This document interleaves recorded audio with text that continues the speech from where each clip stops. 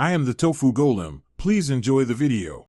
In this video, I will show how to change a Lexus NX 300 key battery. Keeping your key fob working perfectly is simple, and you can do it yourself in just a few minutes. First, make sure you have a fresh CR 2032 coin battery ready. You'll also need a small flathead screwdriver, or you can use the emergency key blade itself to help open the fob. The first step is to access the emergency key. Look for a small button on the side of your key fob, usually marked push. Press and hold this button firmly. While holding it, slide out the metal emergency key blade.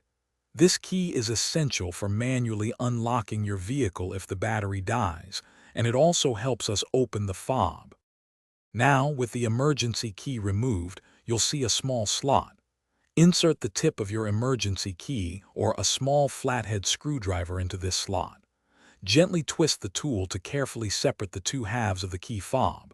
Once open, locate the old battery. Carefully pry it out, remembering that the positive side should face upwards when you insert the new CR 2032 battery. With the new battery in place, carefully align the two halves of your key fob.